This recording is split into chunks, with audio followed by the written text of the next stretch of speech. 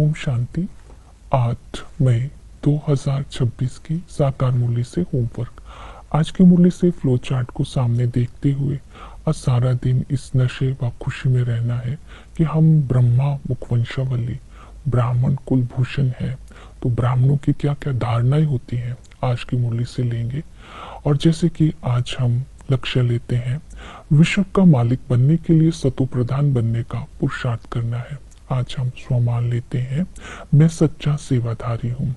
अंतर्मुखी बन बाप की याद से अपने संकल्प, बोल, कर्म में रूहानियत की शक्ति को धारण कर सच्चे दिल से और स्नेह युक्त होकर रहम दिल बनकर ज्ञान युक्त रहम के द्वारा आत्माओं की सेवा करनी है।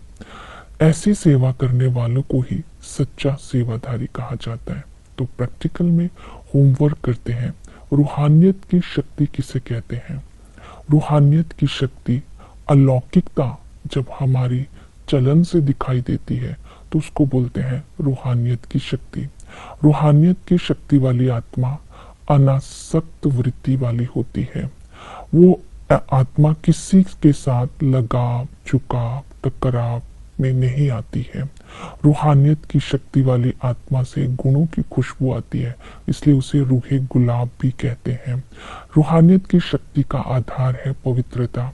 पवित्रता केवल ब्रह्मचर्या ही नहीं है, संकल्प, बोल, कर्म, व्यवहार में जब पवित्रता आ जाती है तो उसको ही रूहानियत कहा जाता है, जो हमारी चलन और चेहरे से दिखाई देती है। और भी चिंतन करेंगे तो आज हम पुरुषार्थ करते हैं, सतो प्रधान बनने के लिए बाप की याद में रहना है। बाबा कहते हैं मुझे याद करो, याद से ही आत्मा सतो प्रधान बनती है। उस निराकार को याद करना है। याद करने की विधि है यथार्थ पहचान। तो बाबा ने कहा लौकिक संबंधों से बुद्धि योग तोड़ उस पारलौकिक बाप के साथ बुद्धि योग लगाना ही यथार्थ याद है। तो यथार्थ याद से ही प्राप्ति होती है। तो इसके साथ साथ अगर हम बाप की याद में नहीं रहते हैं, याद नहीं होती है, उसका कारण है कि सवेरे सवेरे उठकर हम याद करने का अभ्यास नहीं करते हैं। इस धारणा को पक्का करना है। सवेरे सवेरे उठकर अगर याद का अभ्यास करेंगे तो हमारा बुद्धि योग उस पारलौकिक बाप के साथ कर्म करते भी रहेगा। तो इसको यथार्थ याद कहा जाता है।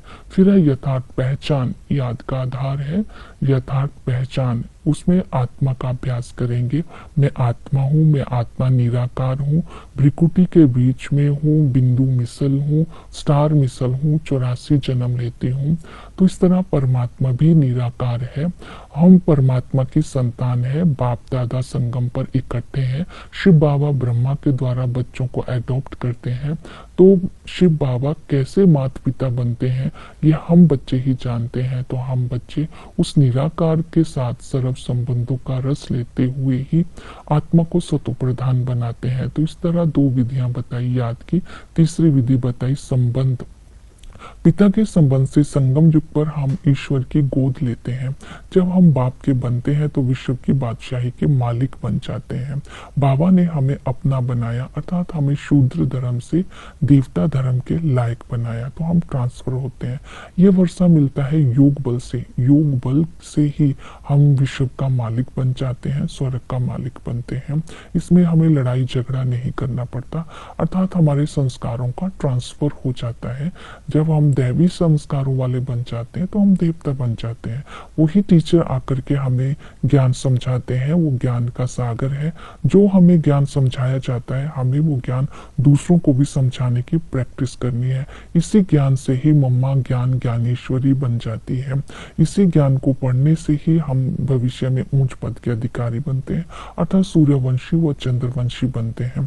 तो इसलिए समझदार बनने वाले ही महाराजा महारानी व राजा रानी बनते हैं। तो इस ज्ञान को अच्छी रीति धारण करना है।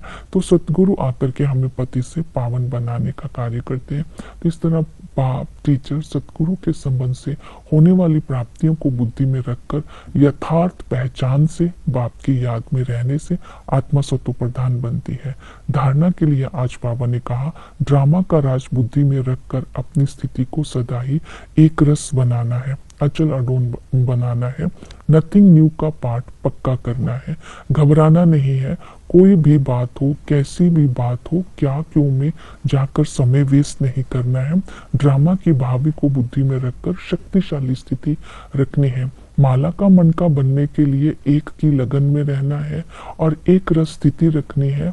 आपस में एक मत होकर के रहना है तो बाप की समीपता का अनुभव करते रहेंगे। समाने की शक्ति को जीवन में धारण करना है, तो जब समाने की शक्ति हो जाएगी तो हम सबके लिए एक एग्जाम्पल बन जाएंगे।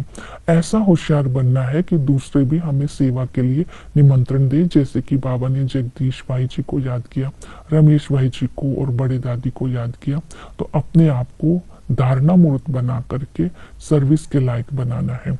फिर निर्विकारी बनने के लिए बाबा ने बोला पवित्रता की धारणा करनी है, क्योंकि संगम युग पर यह हमारा अलौकिक जन्म हुआ तो हम ब्रह्मा मुखवंशावली ब्राह्मण बनते हैं।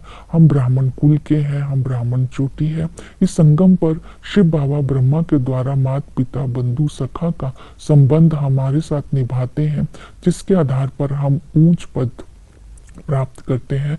जब शिव बाबा के बच्चे बनते हैं तो बाबा मनुष्य सृष्टि को रचते हैं, अर्थात हम ब्राह्मणों को रचते हैं, फिर हम ब्राह्मण ही देवता बन जाते हैं। हमें यथार्थ पहचान मिली, हमें डायरेक्ट बाप मिला। इस खुशी व नशे में रहते हुए पवित्रता की धारणा करनी है।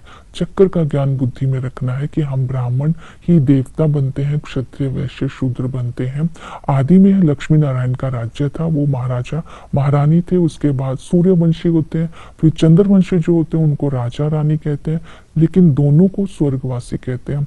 आत्मा दोनों युगों में सतो प्रधान होती है। मध्य में जब आती है तो आत्मा तमो प्रधान बन जाती है, क्योंकि रावण का राज्य हो जाता है। पुरानी दुनिया और नरकवासी कहलाते हैं। अंत में बाबा आकर के हम बच्चों को एडॉप्ट करते हैं, इसीलिए कहते हैं मनुष्य सृष्टि की रचना करते हैं। हम ब्राह्मण ही फिर ट्रांसफर हो जाते हैं ब्राह्मण घराने से देवता घराने में। फिर हम जब पढ़ाई पढ़ते हैं तो सूर्यवंशी और चंद्रवंशी के राजाई के लायक बनते हैं। सेवा में बिजी रखना है कि जगदम्बा को ब्राह्मणी कह सकते हैं, लेकिन भगवती नहीं कह सकते, क्योंकि जगदम्बा संगम युग पर ज्ञानेश्वरी बनती है। लक्ष्मी नारायण ने राज्य कैसे लिया और किसने दिया, इसका भी सबको समझाना है।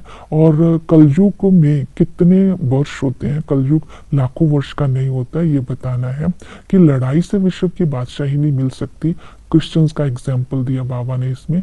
हम बाहुबल से नहीं, योग बल से स्वर्ग का वर्षा ले रहे हैं, इसकी विधि बतानी है। तो इस तरह सेवा में बिजी रहना है, ज्ञान योग धारणा से और चक्कर को घुमाने से, अपने आप को बिजी रखने से आत्मा स्वतो प्रधान बनेगी, स्वर्ग की बादशाही के लायक बन जाएगी। ओम शांति।